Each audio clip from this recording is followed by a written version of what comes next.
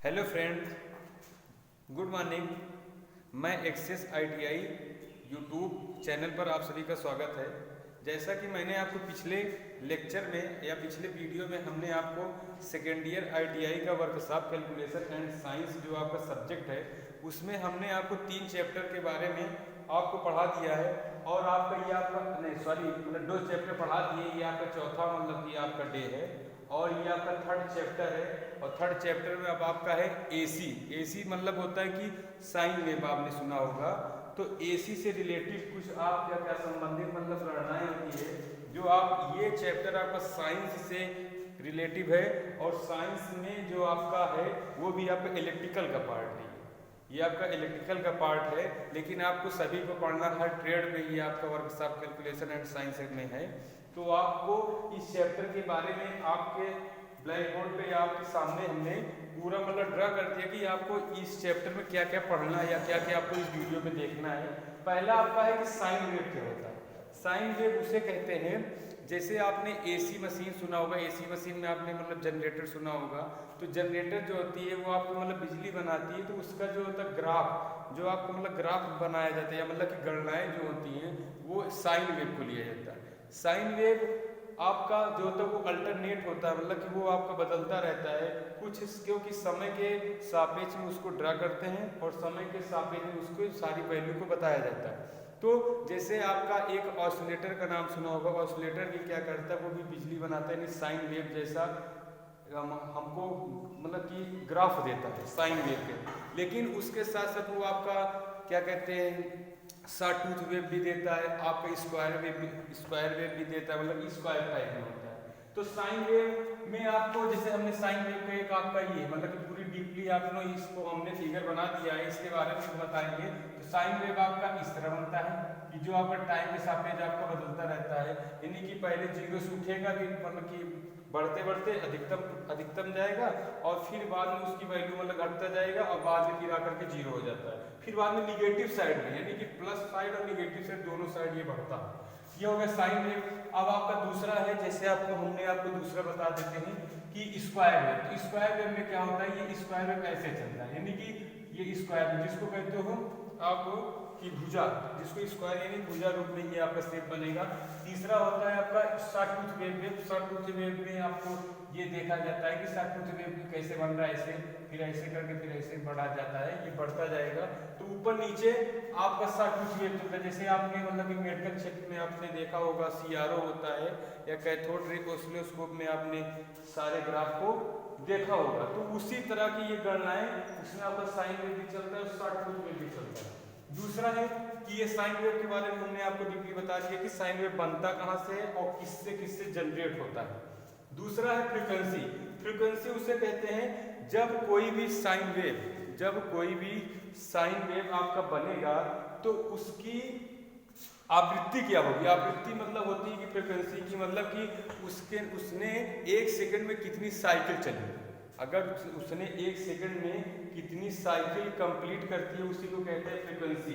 तो फ्रीक्वेंसी जैसे आपने साइन वेव में AC में सुना होगा कि AC में हमारी फ्रीक्वेंसी होती है 50 हर्ट्ज होती है और DC में फ्रीक्वेंसी होती है 0 हर्ट्ज होती है। ये आपने सुना होगा। तो ये फ्रीक्वेंसी जो आई है आपकी फ्रीक्वेंसी वहीं से आई है कि 1 सेकंड में कितनी साइकिल जैसे हमने क्या किया, एक साइन वेव बना दिया कि ये साइन वेव क्या किया, यहाँ से उठा और बाद में फिर उठते उठते अधिकतम होते होते फिर 0 हुआ, फिर दूसरे साइड अधिकतम हुआ, यानी दूसरे साइड बोले तो माइनस साइड। अब फिर ये आकर के फिर 0 हुआ, फिर यानी कि ये यहाँ से चला यहीं पर फिर आकर के खत्म, अब दूसरी साइकिल चलने लगी। तो ऐसे ही कितनी साइकिल कंप्लीट करती है 1 सेकंड में। तो 1 सेकंड में जितनी साइकिल कंप्लीट करेगी वही आपकी फ्रीक्वेंसी कहलाती है। अब दूसरा, तो अब मतलब कि साइन वेव की फ्रीक्वेंसी अलग होती है, स्क्वायर वेव की फ्रीक्वेंसी कुछ अलग होगी, क्योंकि सारे शेप अलग अलग है। जिसके शेप जिस तरह रहेगा उसी तरह उसकी फ्रीक्वेंसी बनती है। अब आपका दूसरा है साइकिल मतलब चक्र होता है। जैसे हमने यहीं से बताया आपको, यहीं से मतलब मान हमारा उठता हुआ यहाँ से इसमें देख लेते हैं साइकिल। अगर ये मान यहाँ 0 से उठना शुरू हुआ और बाद में बढ़ते बढ़ते अधिकतम पे आया, पीक वैल्यू पे आया, अधिकतम वैल्यू से फिर आकर फिर 0 हुआ, यानी ये आपकी क्या हुआ वहीं पे आ गया। और फिर ये उठते उठते फिर आया, फिर यहाँ पे आकर के 0 हो गया। तो अब फिर से ये पुनः क्या कर रहा है, वही रिपीट कर रहा है। जहाँ से वो उसने उत्पन्न हुआ है वहीं से फिर ये उत्पन्न होना चाह रहा है, तो यानी रिपीट साइकिल कर रही है। तो रिपीट जो साइकिल करी जाती है उसी को कहते हैं आपका रिपीट किया जाता है, तो उसी को मतलब साइकिल बोलते हैं। ये यहाँ से एक साइकिल, देखिए यहाँ पे लिखिए 1 साइकिल। जब आपकी एक साइकिल कंप्लीट हो जाती है तो उसके बाद दूसरी साइकिल बनना शुरू होती है। तो एक साइकिल आपका ये 360 डिग्री पे बनता है, मतलब 0 डिग्री से शुरू हुआ है और 360 डिग्री पे आपकी एक साइकिल कंप्लीट हुई। अब फिर दूसरी साइकिल के बनने के लिए फिर यही 360 यानी 0 इसको मान सकते हो, फिर से 0 से उठेगी, फिर आगे जा करके फिर 360। तो ये आपका एसी साइन वेव के एसी तरंगों के रूप में संबंधित गणनाएं हमको पढ़नी है और कोई वेव के बारे में नहीं पढ़ना है। तो हम एसी के बारे में चर्चा करेंगे। दूसरा यानी अब आपका नेक्स्ट टॉपिक है पीरियोडिक टाइम, यानी समय अंतराल क्या होता है। समय अंतराल उसे कहा जाता है जो आपका एक साइकिल यानी एक चक्र एसी का अगर एक चक्र है तो उसको एक चक्र कंप्लीट करने में जितना समय लगता है, कोई भी चाहे जितना समय लगे उसको जितना समय लगता है उसको कहते हैं टाइम पीरियड, यानी कि पीरियोडिक टाइम। टी बराबर हो गया कि आपका एक साइकिल कंप्लीट करने में कितना समय लगता है, इसको लिख सकते हैं T/1/f। यह क्या फ्रीक्वेंसी, तो यानी टाइम और फ्रीक्वेंसी के बीच में जो आपका फार्मूला होता है वह एक दूसरे का इन्वर्सली होता है। यानी अगर फ्रीक्वेंसी आपकी बढ़ रही है तो आपका टाइम पीरियड आपका घटेगा, और अगर आपका टाइम पीरियड बढ़ रहा है तो आपकी फ्रीक्वेंसी घटेगी। तो ये दोनों एक दूसरे के इन्वर्सली होते हैं। ये समय अंतराल ऐसे गया, तो इसको एक साइकिल कंप्लीट करने में जितना समय लगेगा वही क्या कहलाएगा, टाइम पीरियड कहलाएगा या पीरियोडिक टाइम कहलाएगा। अब आता है एम्पलीट्यूड। एम्पलीट्यूड क्या होता है, एम्पलीट्यूड में ये आपको ध्यान देना होता है कि आयाम क्या होता है। आयाम उसे कहा जाता है जो आपका वैल्यू सबसे अधिकतम हो, जो वैल्यू आपकी सबसे अधिकतम होती है उसी वैल्यू को एम्पलीट्यूड कहा जाता है, आयाम है। जैसे ये यहाँ से बढ़ते बढ़ते I1 गया, I2 I3 से करते करते यहाँ पे आ गया ये पीक वैल्यू पे। तो पीक वैल्यू पे जो वैल्यू आती है उसी को एम्पलीट्यूड कहते हैं, आयाम बोला जाता है उसको। आयाम यानी हिंदी में बोल लेते हैं, यानी कि इसको एम्पलीट्यूड। जैसे इसका एम्पलीट्यूड ये है, दूसरे यानी कि दूसरी दिशा में इसका एम्पलीट्यूड ये, तो इसकी जो वैल्यू आएगी वही एम्पलीट्यूड कहलाएगी। अब दूसरा है इंस्टेंटेनियस वैल्यू। इंस्टेंटेनियस वैल्यू उसे कह देते हैं या इसी को तात्क्षणिक वैल्यू बोलते हैं या तात्कालिक वैल्यू बोलते हैं। यह हर समय बदलता रहता है, यानी कि किसी समय ये कुछ वैल्यू होगा, किसी टाइम इसकी वैल्यू कम भी हो सकती है, ज़्यादा भी हो सकती है। जैसे आपका ये I1 I2 I3 अगर हमने आपको यहाँ पे देखते ये 0 डिग्री था, तो यहाँ पे अगर हम मानते हैं यहाँ पे 2 डिग्री होगा, यहाँ पे 5 डिग्री होगा, यहाँ पे 10 डिग्री होगा। डिग्री को क्या बता रहा है, ये टाइम बता रहा है। तो समय को या तो आप कोण के रूप में लिख सकते हो या तो सेकंड के रूप में लिख सकते हो, दो तरह से आप लिख सकते हो। तो अब इसमें अगर 2 डिग्री पे ये I1 था तो ये 5 डिग्री, जैसे ये 2 से 5 को वैसे इसका वैल्यू बढ़ करके I2 हो गया। यानी कि इंस्टेंटेनियस तात्क्षणिक वैल्यू ये हर क्षण बदलती रहती है, तो समय के अनुसार ये मान आपका बदलता है, इसको कहते हैं तात्क्षणिक। तात्क्षणिक वैल्यू में अधिकतम वैल्यू जो होगा, तात्क्षणिक वैल्यू में जो सबसे अधिकतम वैल्यू होती है उसी को एम्पलीट्यूड कहते हैं। यानी कि तात्क्षणिक वैल्यू में जो सबसे अधिकतम वैल्यू होगी उसको एम्पलीट्यूड कहा जाता है, आयाम बोला जाता है। दूसरा है या आपका निष्ठ है पीक वैल्यू। पीक वैल्यू उसे कहा जाता है जो आपका अधिकतम, अभी हमने आपको बताया कि आप तात्क्षणिक में जिसका सबसे वैल्यू अधिक होगी तो उसी वैल्यू को हम क्या कहते हैं, पीक वैल्यू कहते हैं या मैक्सिमम मानते हैं, अधिकतम मान। इस साइन वेव में यहाँ से यहाँ तक का आने में 0 से 180 डिग्री पहुँचने में इसका मान आपका हर क्षण बदल रहा है, और लेकिन एक समय ऐसा था, इस समय ऐसा मान आया कि सबसे अधिकतम मान था, उसी को पीक वैल्यू कहते हैं यानी अधिकतम वैल्यू। ये साइन वेव। ऐसे माइनस साइड में भी, ये माइनस साइड है और ये प्लस साइड है। ये आई और ई क्या है, ये आपका वोल्टेज और करंट है। मतलब कि जो ग्राफ आपका बनता है वो आप वोल्टेज का भी बना सकते हो और करंट का भी बना सकते हो, दोनों का ये ग्राफ बन सकता है। तो ये आई आप ई करते हैं, करंट भी मान सकते हो आप वोल्टेज, क्योंकि करंट और वोल्टेज का ग्राफ एक जैसा होता है। अब आती है इसके बाद आरएमएस वैल्यू अथवा root mean square value. Root mean square value कैसे निकाला जाता है, रूट मीन स्क्वायर वैल्यू मतलब ये हुआ कि पहले क्या करना है, रूट करना है किसी भी चीज का, क्या करना है रूट। तो यहाँ से पहले देखते हैं स्क्वायर, उल्टा चलते हैं यहाँ तक पहुँचते हैं। तो पहले स्क्वायर वैल्यू में जैसे I1 I2 I3 ये आपको 3-4 वैल्यू दिया है। अगर इसका पहले क्या करते हैं, इसका स्क्वायर करते हैं, इसका स्क्वायर करके आप पहले वैल्यू निकालते हैं। जैसे ये I1 square plus I2 square plus I3 square, ये 3 है तो 3 पार्ट में 3 से भाग, क्योंकि पहले क्या किया, पहले स्क्वायर कर दिए सारे करंट इंस्टेंटेनियस वैल्यू का, फिर उसके बाद इसका वर्ग किए, क्योंकि स्क्वायर था तो वर्ग कर दिए, फिर मीन निकाले, मीन वाला माध्य निकाल दिए, अब रूट इसका रूट लगा दिया। तो ये जो वैल्यू आएगी वही आपका रूट मीन स्क्वायर वैल्यू होती है, RMS मान होती है। अगर करंट का है तो करंट का, वोल्टेज होगा तो ये वोल्टेज का निकलेगा। तो हर एक का ये अलग अलग मान होता है आपका, तो इसे रूट मीन स्क्वायर वैल्यू कहा जाता है। अब दूसरा टॉपिक है इसमें आपका, जैसे इसमें RMS मान, इसको RMS रूट मीन स्क्वायर, इसको शॉर्ट टर्म में लिख देते हैं, सिंबल इसका होता है RMS लिख देते हैं।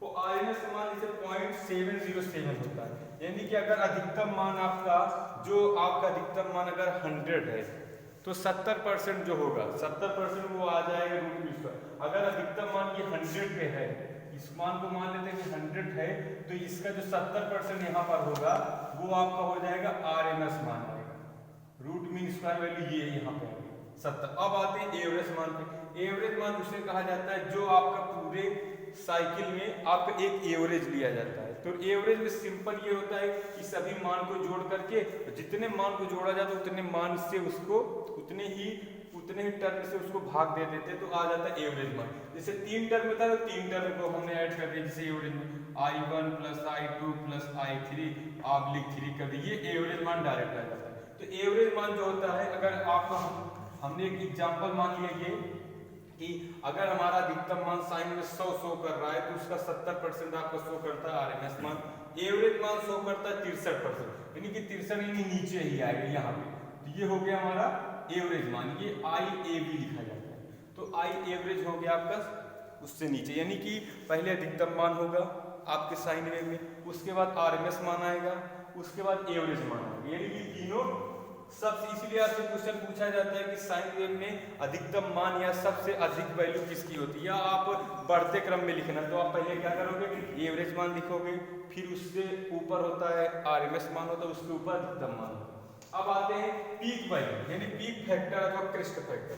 पीक फैक्टर मतलब ये फैक्टर इस शब्द ऐसे आता है कि आप उस फैक्टर टर्म से आप मतलब पता कर सकते हो कि वो कितनी हाइट तक जाएगा या कितनी ऊंचाई तक वो साइन वेव बनेगा, उसकी वैल्यू हम आपको निकाल सकते हैं। आप देखो पीक फैक्टर अथवा क्रेस्ट, इसमें कि शिखर मान होता है यानी पीक वैल्यू यानी हाईएस्ट वैल्यू, तो हाईएस्ट वैल्यू को ऊपर रखते हैं और बाद में प्रभावी मान मतलब एवरेज वैल्यू। पहले अधिकतम मान रखेंगे, फिर एवरेज मान रखेंगे, तो ये दोनों का जब भाग करेंगे तो वही आ जाता है क्रेस्ट फैक्टर या पीक फैक्टर। ये इस साइन वेव का क्रेस्ट फैक्टर पीक फैक्टर निकाला जाता है।